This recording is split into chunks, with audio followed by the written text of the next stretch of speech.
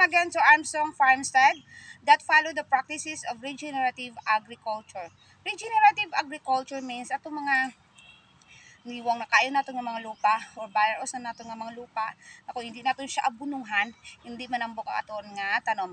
So ato na siya pabalikon in natural way. So i-reduce nato ng paggamit sa mga chemical products like commercial fertilizer, insecticide, pesticide, and herbicide. So kay ato na siya matawatong kuha, ato na po siya amat-amaton pa-apply ang aton mga organic like organic manure or green manure, aton mga organic nga concoctions. Kay sa kadugay naton nga consume sang mga gamitan nato sa atong chemical products, may mga bad side effect gid nga mahatag sa aton lawas. Ang mga ka-farmers, kung organic aton na space sa aton nga mga tanom, kag mamunga ini, kag aton siya i-consume, makahatagi siya sang healthy sa aton nga lawas. So, karon hapon, amon ma-share ang amon nga glutinate. Blogid ang iya nga bulak.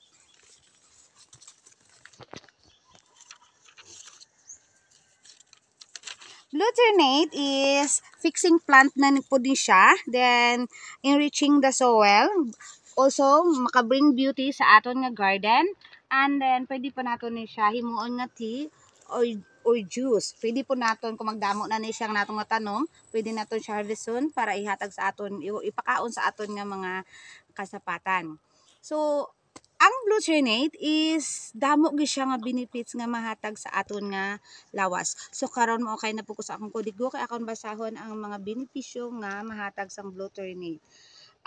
Iya benefits ini is rich in antioxidant po siya, boost brain function, support heart health, aids digestion, good for our skin and hair, makapagwapa siya sa atong buhok, sa aton nga mga skin, natural stress reliever. O sino tong mga ginapang stress, inom ka mo glutinate.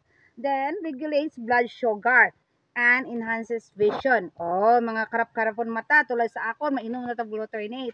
And also talag sa magtaas pud ang akon nga blood sugar. So amo ni dayon ang akon nga gaon kag imno nimo na kon siya nga tea. So karon hindi mo sa kung sa inyo kung anong paghimo sang tea pagka humansin ni, and then amo ni siyang amon nga glutinate diri sa Armstrong Farmstead. See, gwapa kayo siya lang taon. Farmers, mamuksi ko karon sa among nga glutinate kay himuon nato nga tea.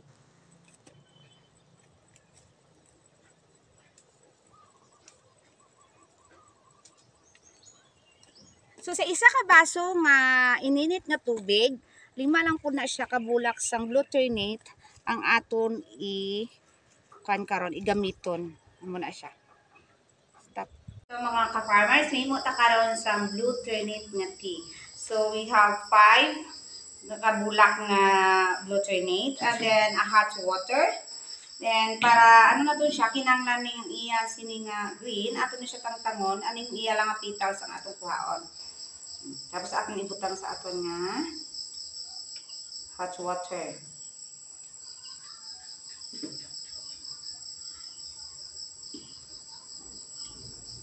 After sina, aton siya hulaton sang pila ka minutes, sakloban naton para hindi magsumawang iya nga init. So aton anay siya nga patinira sa baso. Tapos. Okay mga ka-farmers, suman na ang aton nga minutes sa pagulat para sa aton nga tea. Aton na siya lang tawon kung ano na iya color. Amo na ning color sa iya tubig, aton ni open. So nag-blow na siya, di ba? Then aton siya kwaon na fade ang iya nga color. Amo na ning pita. So ang iya nga color na transfer na sa hot water. So amo na siya nga aton nga glutinate nga tea. Kaya rin man tawa, kapoy ta kayo sa aton nga obra para ma-relax ang aton nga lawas, para matagaan po sa may nga ano ni, nga supplements sa atong lawas, mainom kita sa glutinate nga tea. So medyo init-init pa siya, ato nang kahit-higod. Isang taklo. Oh my God. So hot. Sige. Tayo pa na natin before natin mapasok dila. Tas ni. Atong tilawan ha.